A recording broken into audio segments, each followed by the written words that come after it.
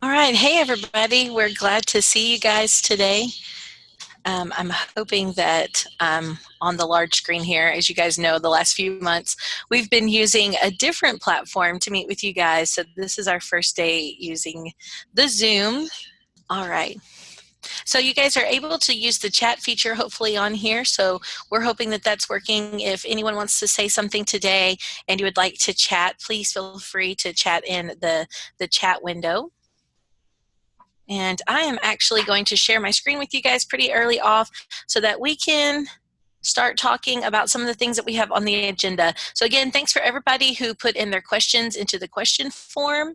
That is really important for us to make sure that we have all of your questions in there ahead of time so that we can address them each month. And today, our first thing that we want to remind you about is your CDW page that you have. So I'm going to share my window with you.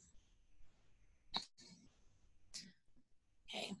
So don't forget that you have access to our CDW page on our website. And to get there, you just go to friedtechnology.com/CDW. So pretty easy for you guys to remember. Just go type in our www.friedtechnology.com/CDW, and then it's going to prompt you for a password. And you guys are the only ones that can get in and see this page, and your password is Fried Tech CDW, Fried Tech CDW.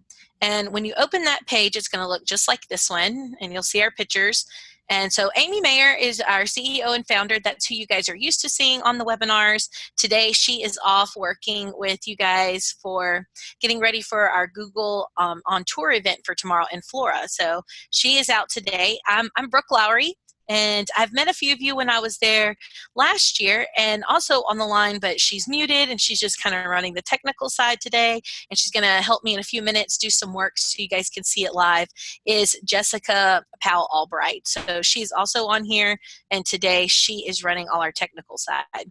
So also on this webpage, you're going to see all the past webinars. So I know we have some new people on here. We've had some new contacts there at CDW. So if you ever want to go back and look at the webinars we've previously done, they're on this page for you, especially this Understanding Texas School Finance. If you are a Texas rep, that one's really great. We talk a lot about what happens inside of the Texas schools. Same with our deeper conversations about Chromebooks, sorry. And then our Fort Worth model, we talk about that a lot, where we're like, you can do the Fort Worth model. And that's something that we have found to be a really great model that happened in Fort Worth here in Texas. And so feel free to watch that video as well.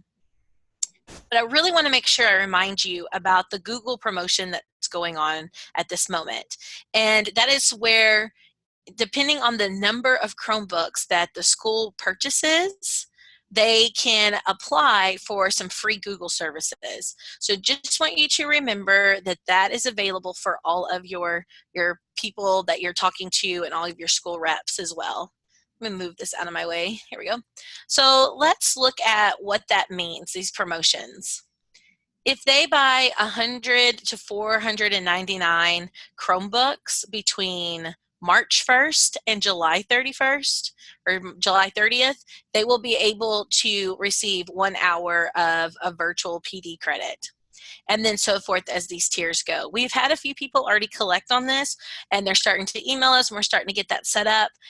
They do have to use all of their days and all of their services by November of 2019. So it's important that they kind of get theirs in there as soon as they want, because we can't just continue these days forever and ever.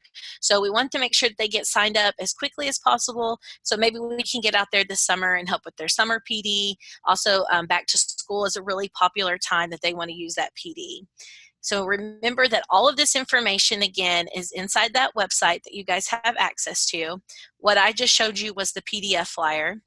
There's a presentation that talks more in depth about everything that you need to know about that Google service. And this is not for brand new customers. This, if they already have 1,000 Chromebooks and they buy 5,000 more Chromebooks, they can apply. And that's important because the promotion we had before this one was it was their first initial purchase. But this one is the Chromebooks and the Chromebook licensing, and it doesn't matter how many they had previously. It matters how many they buy now. So between March 1st and July 31st, then they can get this offer. They just fill out the form. I'm not seeing any questions pop in the chat, so I'm just going to keep moving on with what we have going on here. So we're going to talk a little bit about our questions. One of our first questions was, what can teachers do without GoGuardian to supervise or monitor students? It's important to know that GoGuardian is a web platform that shows every student's screen in the classroom. So if a Chromebook is enrolled in a classroom for a teacher, the teacher can basically monitor all the screens at one time using GoGuardian.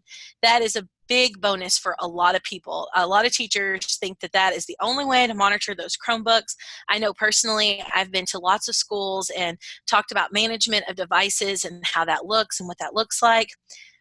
It's really best practice for the teacher not to be sitting at the teacher desk, just staring at GoGuardian and looking at those screens to see what's going on in a real-time, real collaboration engagement classroom. The teacher's up moving around and looking and talking, and that's really what we want teachers to be doing. We want them to be engaged with their students, engaged with the work that's going on, and that to us is the very best way to monitor and supervise the students, is making sure that the teacher has the tools that the teacher needs in order to be effectively monitoring. And it's really hard to explain that sometimes, and that's where the PD comes in. When we come in for professional development, we talk about their fears. I mean, I know you can't hear Jess right now, but I think that she would really agree with me when we say that teachers sometimes they just get really fearful of what could happen, what the possibilities are. And I mean, that's just like if you have any personal children, those are your fears when they ask to do something that you may not be comfortable with them going to do because you think about what could possibly happen. And that's what teachers do when they're working with students with Chromebooks and technology. Oh my goodness, but what if they do this or what if they do that? Well, what if they do? You know, so that's where we come in, we ease those fears, we teach them strategies and active monitoring rules for their classroom so that they don't necessarily have to have GoGuardian to have every student on a Chromebook or on a device or working with technology in their classroom. We also have a tool, Google Classroom, that we can see what the students are doing with their work, and we would like to showcase that to you. So I'm going to share my screen again. And Jess is actually, oops, hold on just a second. All right.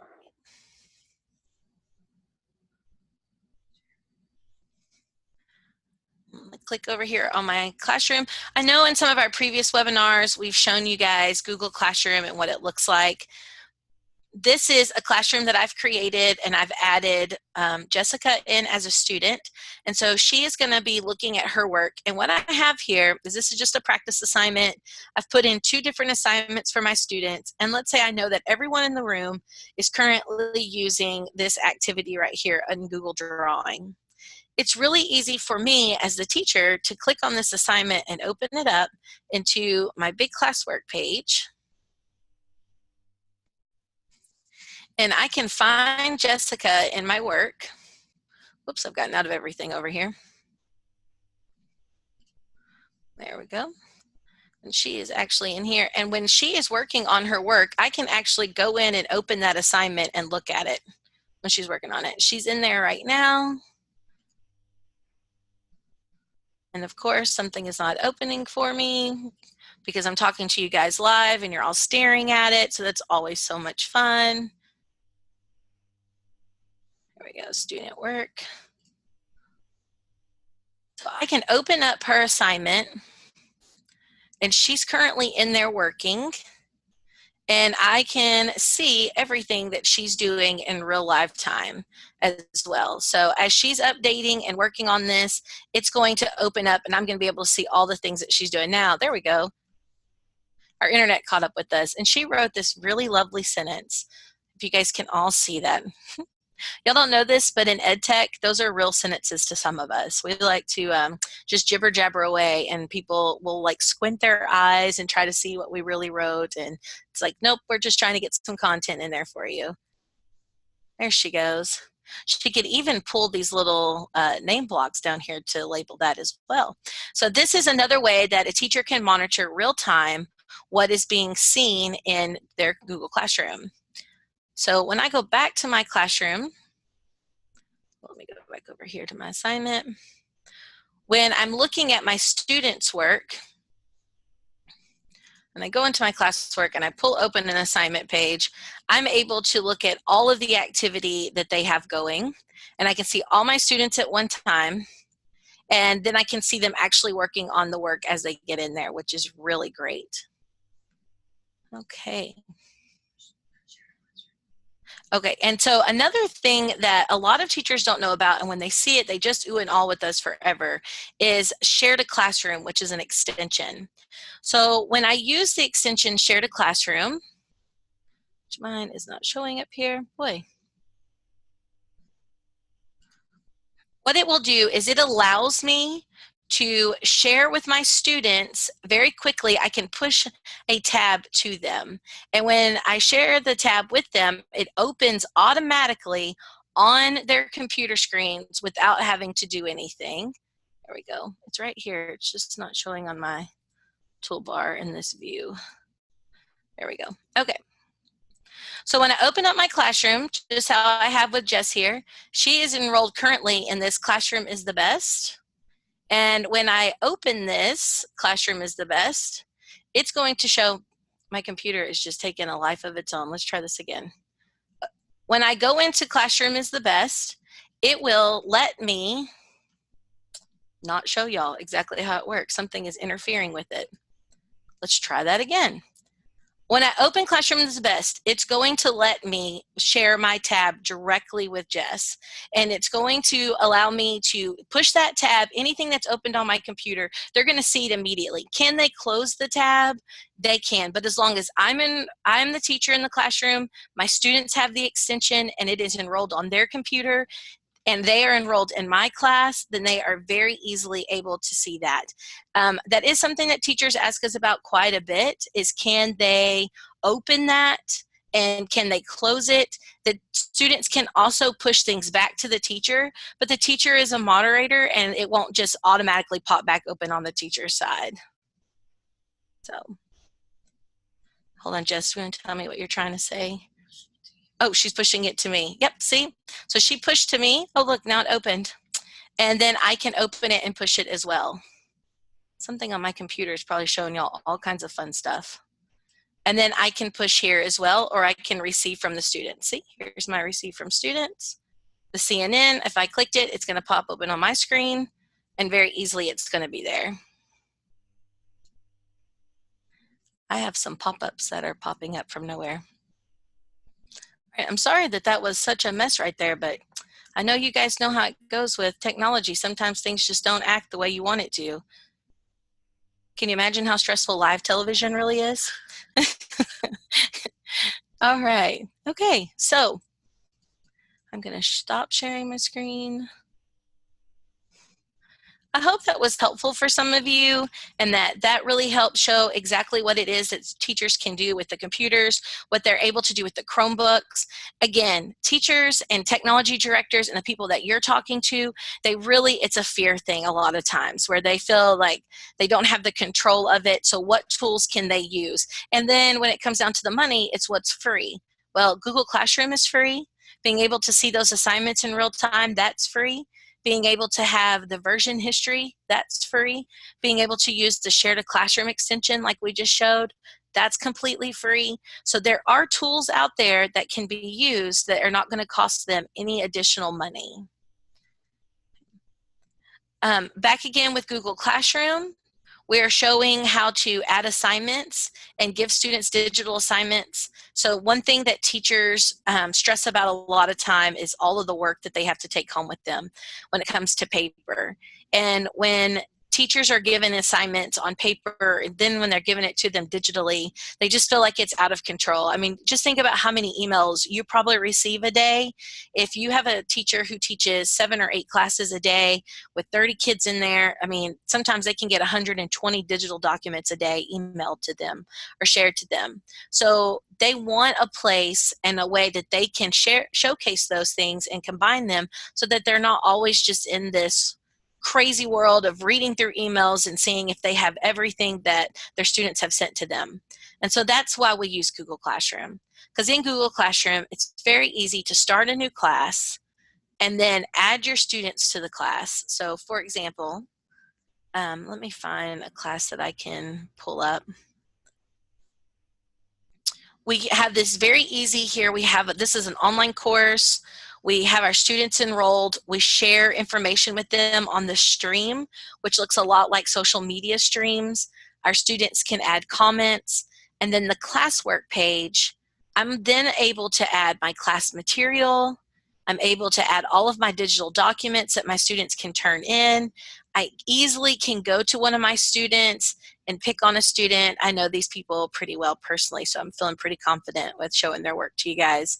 I can then see all the assignments that my students have turned in.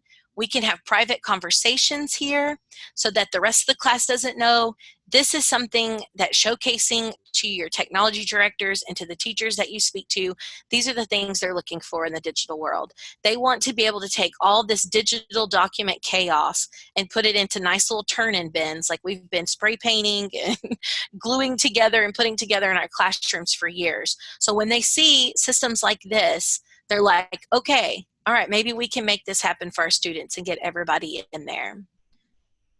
So this is that. I just wanted to go over that one more time. What Google Classroom is, what it looks like, what the purpose is holding all those digital documents for everyone. Right. So we've also been asked the question, how can we help small schools who can't afford PD? I know we work with this a lot of times. I know personally we've worked with at least a few just in the last week with school districts who call us and they say, you guys call and they say, well, there's only one technology director. They've got some tech liaisons here and there around, but that's not their full-time job, and they're trying to get PD out and they're trying to help these teachers. What can we do to get you guys in there, or what can they can't afford for you guys to come out for a week. And that's fine. We have some things that we can offer. We can offer a webinar series. We've done that several times where schools meet with us once a month via a webinar. All their teachers are in the same room, and we put out a very small lesson that they can handle in an after-school PD. They ask questions. We work through it together virtually, and that has been very successful. So we can do a webinar series. We can also create the lessons for them and work through Google Classroom to roll that out to those tech liaisons, that one instructional technology person, and help them create those lessons that we think are really meaningful that we can get out there to all of their teachers, so instead of us going out from face to face. And another thing that we have that we just started is called Tech Influencers.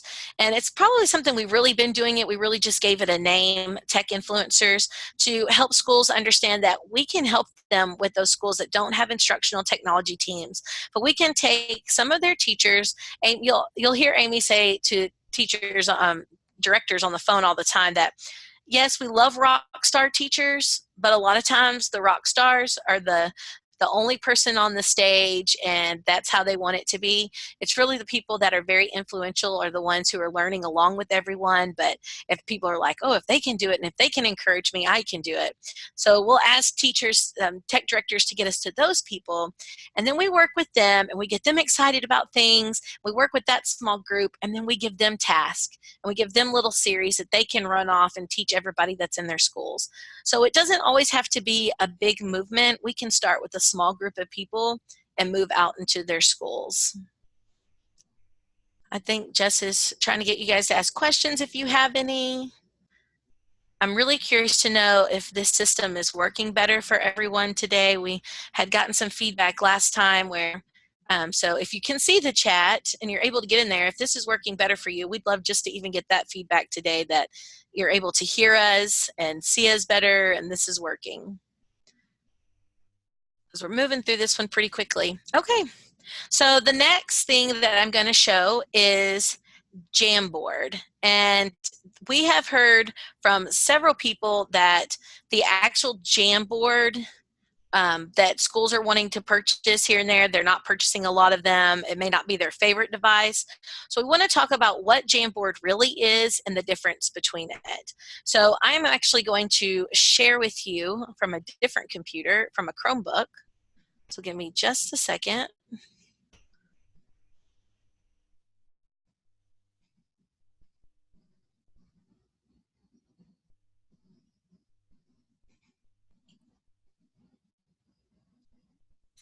Okay, so right now I'm currently in Jamboard, which is the actual app. When you're on a Chromebook, you have the opportunity to install apps from the Google Play Store. And what is really neat about that is a lot of times people see that the Chromebook is just running Chrome, the web browser. But really, the Chromebook is running on Chrome OS, which means it's its own Chrome operating system. So there is now the Google Play Store that is on Android phones is available on a Chromebook.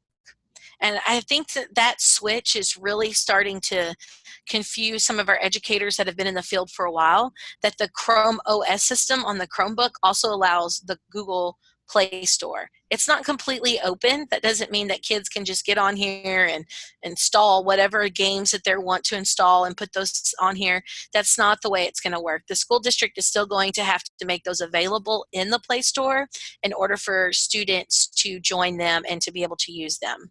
So the one we're going to show you is Jamboard. So you don't actually have to have the Jamboard in order to use this really amazing software that they have created here. The software itself is completely free and it's available to all G Suite domains. So on my Chromebook from the Google Play Chrome Store, I have installed the Jamboard app. And so now that I have the app open, I'm able to add, sorry, my notification window is open here over top of my plus sign.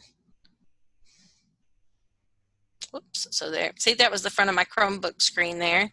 So I'm going to create a new one.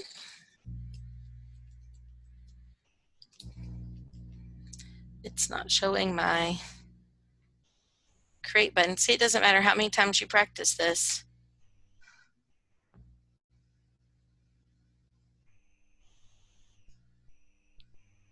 There it is. Okay, so I'm going to create a new jam. The really great thing about the jam is that this works to me as a teacher, someone who's been in the classroom. This to me looks a lot like my software I had with Mimeo. It looks like my software I had with Promethean. It looks like my software I had with Smart, except I don't have to have this installed only on one machine and my students don't have it. This is something that I can collaborate in real time with my students. So just saying that alone, I can share this jam to Jessica, who's installed the app on her phone, which we're going to talk about in just a few minutes, and she's actually going to work alongside me in just a few minutes from her phone. So I'm on a touchscreen Chromebook, and I can click on my pen over here, and I've got some different things. I'm just going to first show you the pen itself. So it's a very easy touch for me over here. I'm on my touchscreen Chromebook, so if I had an interactive projector or anything else I was working on, this is really one of the best features. It's handwriting recognition. So if I were to type in my name, and I should have done it in cursive so you could see how awesome it really is, it's going to then type my name out for me for that handwriting recognition. And I've been doing it in cursive, and it works perfectly.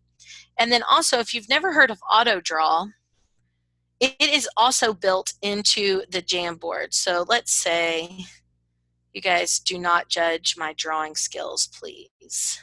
So as I start to draw, it's pulling up different animals this could be. Must have made my ears pretty big for that cat I was going for. So we're going to pretend I really was going for that rabbit. Look how great that rabbit is. He's actually not as good as the one I just drew. just kidding. I really wish I could hear y'all laughing. That would be easier. And then I have some shapes here, so I can do my shape recognition. And I can change those. So when I share this with a student, when I go in to share, pretty sure this is, so one goes open.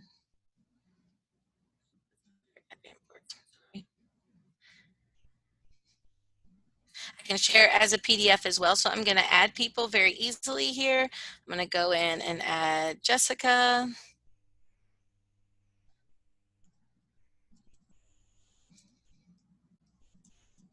I'm going to send this to her, and then she's going to have editing rights to it.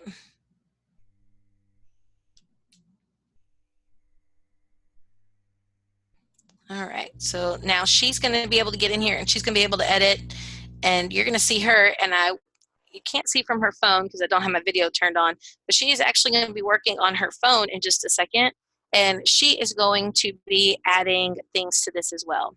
So how this works with Google Drive is also teachers can go in and add documents from this plus sign. Mine is all right, hold on just 1 second. There we go. So I can take a picture using my webcam. I can search the internet. I can add images. There she is, just joined in. I can click on my Google Drive here and I can add some of my items in that I want to put in there. And then when I'm ready for a new page, I just click the arrow at the top and it will automatically take me to a new blank page, and I can keep that in there as well. My random picture that just joined, that's great. All right. So Jamboard, I really think, is going to be a new wave that you're going to hear lots of people talking about very soon. I can clear my board very easily as well. And it's mainly because everybody is going to be in here and everybody is going to be wanting to talk to their students at the same time with their Chromebooks and getting everyone in at one time. Okay, do we have any questions on that? I see that our bubble's popping up over here. It's all Jess. Nobody's saying anything yet. All right. Well, that's really the difference between the Jamboard hardware and the Jamboard software. So the hardware is the big, let me go back to the Jamboard hardware is truly the big machine that comes in on the wheels or that you put in your classroom. The software is free to everybody, and it's there everywhere. What?